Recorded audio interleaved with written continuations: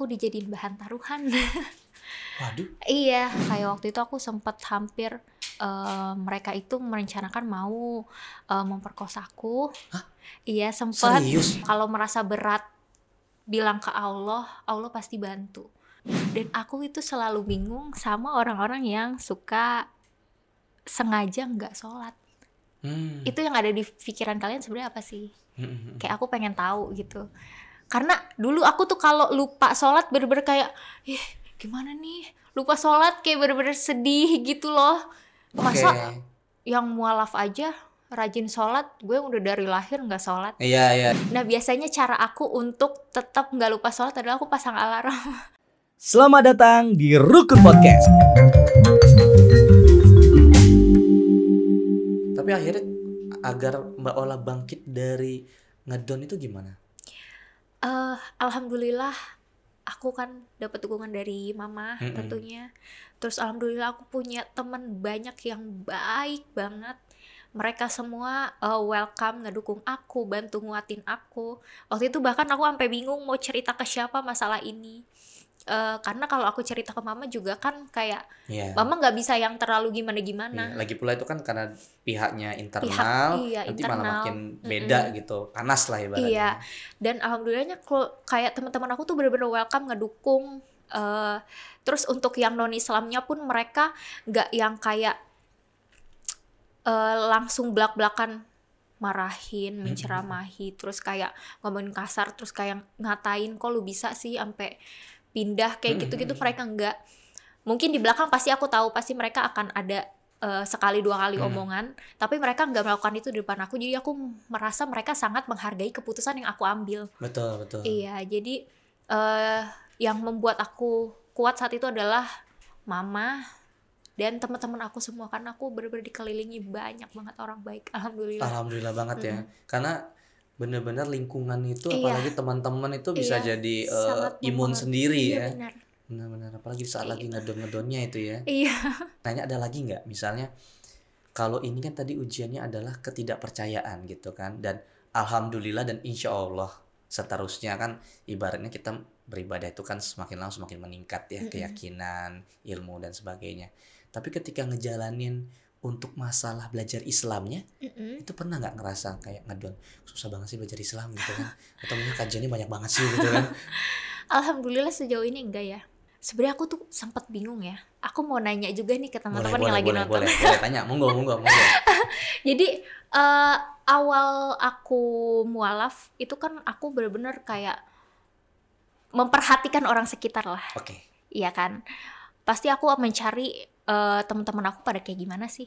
Dan aku itu selalu bingung sama orang-orang yang suka sengaja nggak sholat. Itu yang ada di pikiran kalian sebenarnya apa sih? Kayak aku pengen tahu gitu. Karena dulu aku tuh kalau lupa sholat bener-bener kayak, gimana nih? Lupa sholat kayak bener-bener sedih gitu loh. Dan kenapa kalian bisa sengaja memang nggak mau? Bahkan dibercandain kayak udah pernah kayak gitu. Oke. Pasti pernah denger kan? Ya aku pengen tahu itu sih. Aku masih penasaran sampai sekarang. Sampai sekarang ya? Masih penasaran kenapa kalian bisa sengaja nggak sholat kayak gitu. Kok aku merasa kayak ditanyain, aduh. Jangan-jangan juga ya. Mungkin tidak banyak orang bisa mendapatkan kekuatan konsistensi ya. Itu mungkin salah satunya kita podcast ini Mbak Ella. Ini kayaknya dapat pencerahan. Iya, ini mencari celah ini sebenarnya bisa menjawab alasannya. Karena kalau misalnya dari aku nih misalnya ngejelasin bahwasanya salah satu mungkin semangat dari tim-tim rukun itu kita ngobrol di sini termasuk dengan teman-teman dan sahabat-sahabat kita, teman-teman mualaf. Itu semangat itu yang harus kita cairin nih. Sahabat rukun, masa nih Mbak Ola dan teman-teman semangat girohnya luar biasa, kok kita masih loyo nih gitu. Itu yang harus sebenarnya kita cambuk. Tapi kalau pertanyaan dari Mbak Ola sih itu pasti ditujukan dan bisa dijawab sama masing-masing orang ya. Karena pasti tiap gitu orang kan. alasannya berbeda. Betul, alasannya berbeda dan mungkin latar belakangnya, mungkin semangat belajarnya juga beda, semangat tanggung jawab terhadap kewajiban ibadahnya juga beda tadi ya. Benar. Pertanyaan itu membuat Mbak Ola ini nggak ngerasa ini gimana sih orang-orang yang sudah muslim dari lahir aja sholatnya juga Enggak dong. pentang-pentong nih gitu kan. Tapi justru aku malah kayak merasa aku diperlukan gitu ya. Oke, gitu ya memikirnya. Jadi bukan merasa diperlukan gimana ya? Ketika orang-orang sekitar aku tahu aku muslim dan aku sebegitu rajinnya sholat, biasanya mereka akan ikut tergerak. Oh, oke. Masa yang mualaf aja rajin sholat, gue udah dari lahir nggak sholat. Iya gitu Aku nggak pertanyaannya. sekali 2 kali ketemu yang kayak gitu. Jadi mereka tuh akhirnya kayak mengakui sendiri, gue malu deh lihat lu rajin banget sholat. Besok-besok kalau sholat ajak gue dong. Akhirnya aku ajak, jadinya dia ikut rajin sholat. Nah, kayak coba gitu. kasih tips sahabat rukun nih. Mbak Ola ini kan loginnya kan lulus SMA kemarin gitu kan. Mungkin dari hitungan sekarang kan sudah cukup berapa tahun lah ya. Nah, bagaimana cara tips bisa konsisten sholat nih, istiqomah nih ketika waktu sholat dan sholat gitu. Dan bagaimana bisa dijelaskan ke sahabat rukun pentingnya dari sebuah sholat, nikmatnya dari sebuah sholat tuh. Jadi sebenarnya tuh aku memang tipe orang yang sangat konsisten. Pada awalnya memang aku tipe yang sangat konsisten. Ketika aku udah mau A, aku akan tetap di A kayak gitu. Cuman pasti kan kita nggak bisa bohong ya, kita pasti sekali 2 kali lupa. Nah, apalagi kalau misal lagi kerja sibuk banget sampai nggak sempet kayak gitu. Nah, biasanya cara aku untuk tetap nggak lupa sholat adalah aku pasang alarm. Oke, itu Sampai normal sekarang, banget sih. iya, Ya. sampai sekarang aku masih pasang alarm. 5 waktunya. Iya, jadi terutama di jam kerja ya. Jadi kayak setelah telatnya pokoknya aku sholat asar itu jam 5. Jadi Paling aku telatnya. udah paling telat aku udah pasangin alarm. Jadi kalau aku lupa kayak oh iya udah jam 5 belum sholat nih. Aku dengar alarm aku akan langsung sholat. Kayak gitu. Jadi aku pasang alarm pasti. Dan kalau misal kalian suka ngerasa kayak males gitu ya, coba dilawan, itu pasti bisikan setan ya nggak sih? Iya juga sih ya. Nggak salah. Jangan malah diiyain dong. Mungkin bisikan setannya lebih kuat kali. Iya. Kita harus bisa lawan dong, kita kan harus lebih kuat dari setan ya nggak sih? Jadi kayak biasain sih, itu yang terpenting. Jangan dibawa, jangan dibawa malas kayak gitu. Mungkin ketika di awal-awal untuk konsisten agak berat kali ya, karena butuh pembiasaan. Pasti sih, benar. Nanti kalau udah terbiasa juga ya, yaudah gitu pasti nggak akan berat gitu ya. Iya, nggak akan terasa berat kayak gitu sih. Apa yang dirasakan Mbak Ola selain itu memang kewajiban kita sebagai seorang muslim itu sholat 5 waktu, apa yang dirasakan dari Mbak Ola impactnya? Yang aku bilang tadi, aku benar-benar ngerasa sholat itu bantu menenangkan aku. Apalagi di umur-umur segini kan kita lagi banyak-banyaknya pikiran. Pasti ada kalanya kita stres. Kamu pernah nggak sih berpikir keinget gitu ketika lagi sholat gitu, terus tiba-tiba mikirin yang lain? Oh pernah dong. Pasti pernah dong. Ya kan itu kan ada masalah sendiri ya, itu khusyuk ya. Iya. Nah itu bagaimana cara kamu biar bisa tetap khusyuk? Aku selalu berusaha sih. Selalu berusaha. Pokoknya kayak sebelum sholat kita harus sampingin dulu pikiran-pikiran kita. Nah setelah sholat baru mau mikirin apa, sekalian curhat ke Allah. Makanya aku bilang ya tadi. Allah kok bisa sih aku kepikiran kayak gini waktu sholat. Iya, jangan sampai. Jadi tahan dulu. Selesai sholat baru tuh pikirin sambil ceritain ke Allah. Bener-bener bantu menenangkan. Jadi ketika aku udah bener-bener gak kuat banget nih sama masalahku, berat banget gitu, entah tentang ekonomi atau karir, pendidikan apa segala macem, kayak pokoknya intinya aku udah capek banget dan aku udah nggak tahu aku mau gimana. Aku pasti ceritanya ke Allah, aku nangis, dan itu bener-bener setelah sholat itu jauh lebih tenang kayak gitu. Kalau misalnya mungkin ada pertanyaan liar nih, ya kan Mbak Ola kan bisa konsisten kayak gitu, mungkin masalahnya nggak lebih besar dari saya kayak gitu. Gimana itu? Setiap orang pasti punya beda-beda ya, beda-beda tingkatannya ya, masalahnya ya. Dan jangan membuat kayak masalah, dapat masalah nih Allah kayak ngasih masalah mulu, ngapain sih sholat gitu. Jangan mikir kayak gitu, karena ibaratnya kalau kita bekerja di perusahaan, kamu mau dinaikin posisi kamu, pasti dikasih ujian dulu, coba nih kerjain, lu bisa nggak kelarin, benar nggak? Begitu juga dengan Allah, ketika kamu mau dinaikin derajatnya, nah makanya kamu diuji. Makin sering kamu diuji berarti makin derajat kamu akan naik. Jadi jangan terlalu kayak udah males kayaknya dapet cobaan mulu. Jangan kayak gitu. Kita Mindsetnya harus positif iya, justru mindsetnya ya. harus positif. Nggak tiba-tiba berpikir ya Allah nggak sayang sama aku. Iya, karena nggak gitu. Kalau lu kasih ujian berarti justru malah disayang. Kalau menurut aku sih kayak gitu. Ketika kita bisa lewatin, derajat kita akan dinaikkan. Amin, gitu. amin. Insya Allah. Terkadang kita sendiri sih yang merasa ya Allah ini memang ujian nih gitu.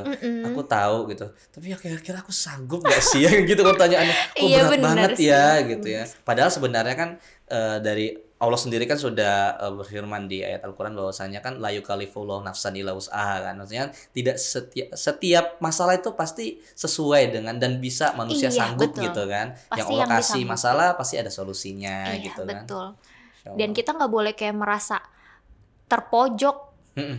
Ya kita bisa, kalau misal memang udah benar-benar gak sanggup, balik lagi. Allah yang ngasih, minta tolongnya juga ke Allah. Allah gimana ya, aku harus gimana nih untuk lewatinnya. Pasti nanti akan ada jawaban, kita pasti bisa lewatin kayak gitu. Sebenarnya itu solutif banget sih kan, daripada kita curhatnya mungkin ke manusia, kita Iya. berharap untuk bisa Kalau diselesaikan. orang beda-beda. Kan beda-beda ya, dan cara orang juga belum tentu bisa menyelesaikan Betul masalah banget. kita ya.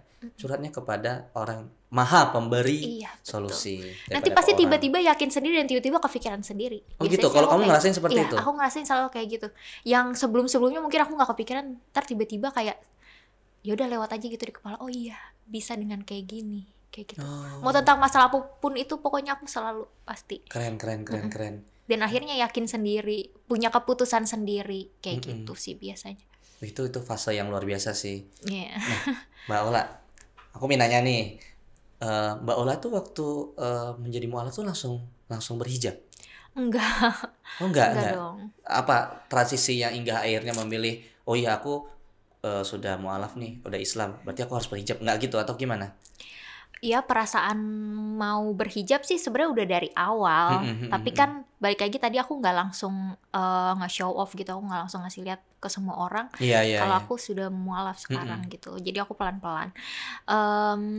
Dan aku udah ngerencanain aku akan berhijab suatu saat nanti. Udah ada targetnya nih di bulan ini pokoknya. Mau mualaf lagi, mau pakai hijab gitu kan ya. Ada pelajarin dulu Iya, gimana ya. Dan aku tuh tipe orang yang gampang banget keringetan. Iya, jadi kayak yang pertama aku pikirin ketika aku mau berhijab adalah Gimana ya? kuat nggak ya, gerah nggak ya, kayak gitu. Nah terus aku sempat dapat pengalaman yang kurang mengenakan dari teman-teman deket aku. Teman dekat. Nggak deket juga sih, tapi satu sekolah lah. Oke. Iya, satu sekolah, satu kelas. Aku dapat pengalaman kurang baik dari mereka yang membuat aku merasa udah saatnya sih aku menutup aurat kayak gitu. Maksudnya pengalaman tuh maksudnya kamu diejek gitu? Enggak, jadi dulu tuh aku sempat dapet omongan kurang baik. Oke. Mungkin itu salah satu transisinya ya karena Iya. jadi seorang mualaf. Tapi padahal pas kejadian itu sebenarnya aku tuh udah, karena aku udah muslim kan, aku udah mulai membiasakan diri pakai baju-baju yang gombrong, yang besar, yang panjang. Oh sebelumnya kamu pakaiannya Sebelumnya terbuka dong terbuka tentu. ya. Jadi sebenarnya aku nggak terlalu menyalahkan pemikiran kayak Iya. mereka, mungkin karena aku dulu sempat salah juga Ya cara kan berpakaian. hijrah ya, proses hijrahnya Iya kamu betul. ya. Cuman yang membuat aku kaget adalah karena niat buruk mereka. Kayak waktu itu aku sempat hampir mereka itu merencanakan mau memperkosaku. Hah? Iya sempat. Serius? Iya, ini aku juga aku juga kayak langsung takut banget, dan sampai sekarang aku nggak musuhin mereka, tapi aku kayak nge-cut aja gitu, mengurangi, nggak mau terlalu deket. Jadi mereka berpikir mau kayak gitu, kayak Nah, itu kepikiran seperti itu Mbak Ola bisa tahu gimana tuh? Maksudnya mereka sempat mau melakukan? iya, aku dijadiin bahan taruhan. Waduh. Iya, aku dijadiin bahan taruhan ya. Akhirnya ketahuan dong, karena kan yang ada di tempat itu nggak cuma 1 orang 2 orang, Iya. tapi Ada rame-rame. yang curhat ke Mbak Ola nih, Iya, ngasih info. dan itu kan teman-teman aku semua. Iya. Pasti kan ada yang kita deket, ada yang enggak. Yang deket pasti belain dong, jagain. Dan alhamdulillah aku dijagain. Jadi aku dikasih tahu. Jadi alhamdulillah aku masih selamat, nggak kena niatan buruk dari mereka kayak gitu. Itu maksudnya memang lingkungannya tuh sudah terbiasa hal-hal yang begitu atau? Aku juga bingung di situ, aku kayak nggak habis pikir karena apa dia yang memang terbiasa sama teman-temannya kayak Iya gitu. mungkin dia dengan lingkungannya ya, Dengan lingkungannya. circle-nya yang berbeda Aku juga gitu. nggak ngerti, bahkan kayak mereka tuh ngaku-ngaku punya foto video aku lah. Hah? Iya, mereka ngakunya kayak gitu. Tapi pas dikasih lihat nggak bisa ngasih lihat gitu. Jadi kayak emang omongan buruk aja. Terus punya niatan buruk sampai dijadiin bahan taruhan nih. Gue naruh segini. Kalau sampai gue berhasil lu kasih gue ini ya, kayak gitulah. Oh, nah terus apa yang Mbak lakukan itu? Waktu itu udah sampai ngechat, udah sampai Oh sempat sampai iya, udah sempat beraksi lah ibaratnya ya. iya. Udah sempat beraksi. Terus di situ tuh aku kayak bingung karena dia awalnya tuh minta tolong. Dia tuh mau ada apa ya? Kayak mau bikin penelitian katanya. Nah, aku disuruh jawab pertanyaan. Oke, maksudnya normal lah ya kalau misalnya. Iya, ya. aku mau bantuin aja gitu ya. Tapi di belakang dia nanya kayak gini, emang lu yakin gue beneran penelitian? Aku bingung dong. Modus. Iya, modus. Terus habis itu kayak, lu suka minum gak sih? Lu biasa minum apa? Gue beliin deh yang mahal. Kayak gitu. Jadi dia emang tujuannya mau bikin aku gak sadar terus. Iya, kayak Tapi gitu. untungnya Mbak Ola dapat informasi dari Iya. teman Mbak Ola yang coba ngelindungin ya. Dia coba ngelindungin.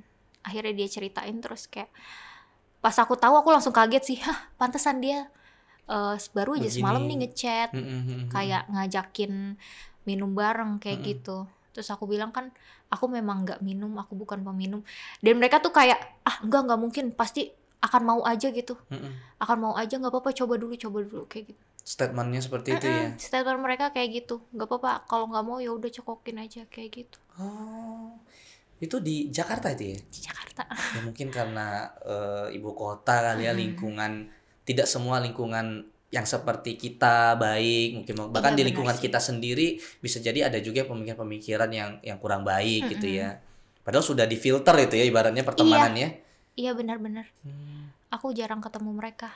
Terus akhirnya ya udah, jadi aku kayak ya kayaknya udah saatnya. Walaupun sebenarnya pikiran buruk orang tuh nggak bisa kita hindari, Iya, tapi iya. seenggaknya aku mencoba mengurangi lah dengan menutup aurat aku dengan lebih baik kayak gitu. Mungkin itu ujian dari Allah juga kali Iya. ya. Maksudnya nih kira-kira kalau misalnya diuji seperti ini kamu sanggup nggak nih? Iya. Ternyata sanggup, justru malah meningkatkan dirinya, derajatnya insya Allah dinaikkan Mbak Insya Ola dengan berhijab ya. Iya, akhirnya aku memutuskan untuk berhijab. Dan hari pertama aku berhijab itu pas banget aku lagi ulang tahun. Di hari ulang tahun aku itu lagi hari pertama Lebaran. Masya Allah. Iya, jadi alhamdulillah aku dapat momen yang bagus mulu. Iya, momennya bagus banget itu di saat naik usia gitu kan, artinya syukur ya dengan ini usia kita bertambah dan kita masih diberikan kenikmatan, kesyukuran dan di hari raya ya. Iya. Masya Allah, keren banget. Itu teman-teman Muslim.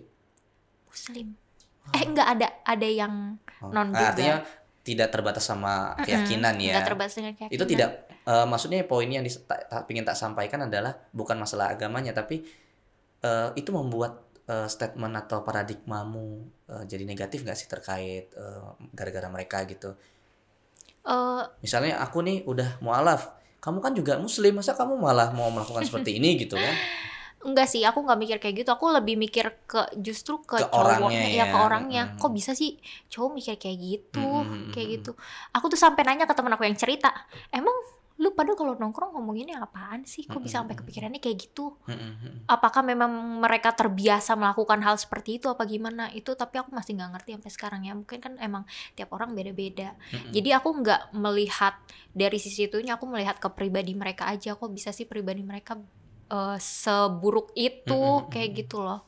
Makanya mungkin di Islam juga atau mungkin ulama-ulama kita kan ngajarin kalau misalnya kita sudah mulai dewasa dengan usia kita puasa karena biar kita menahan nafsu kita mungkin lebih tinggi. Mungkin dia kalah nih sama iblis nih berarti kan gitu ya.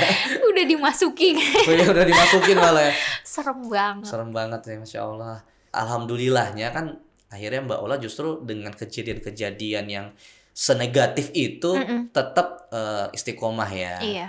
tetap mencoba untuk meningkatkan ibadahnya, tetap yakin sama Islamnya, atau bahkan sekarang juga lebih suka curhat sama Allah sekarang ya. Iya, Insya Allah. Sampai hari ini dan sampai seterusnya hari ini. ya. Iya, lebih tenang setelah itu, jauh lebih tenang, ngerasa kayak langsung lega gitu loh.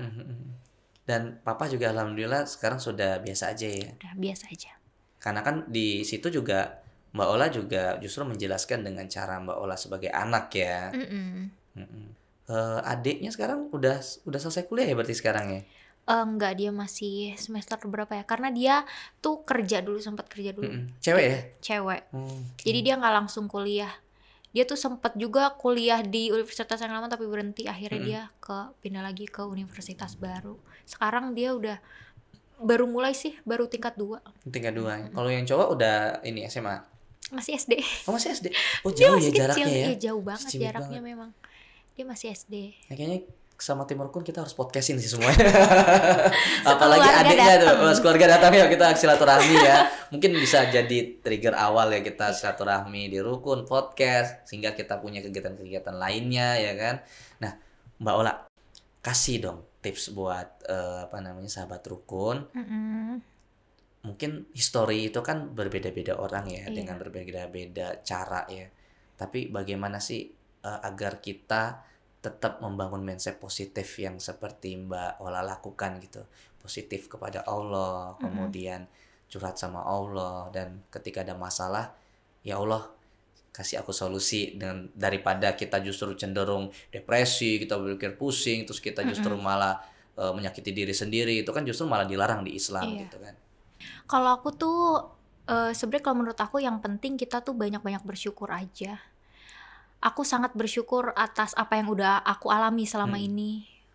Merasakan di keluarga yang beda agama, merasakan kehidupan yang sebegitu bercampur aduknya, kayak gitu. Jadi bersyukur aja apa yang udah kita alami, bersyukur apa yang kita punya saat ini. Jangan terlalu kayak iri dengan apa yang orang punya lebih baik dari kita, kayak gitu. Jadi lebih banyak bersyukur aja kalau menurut aku.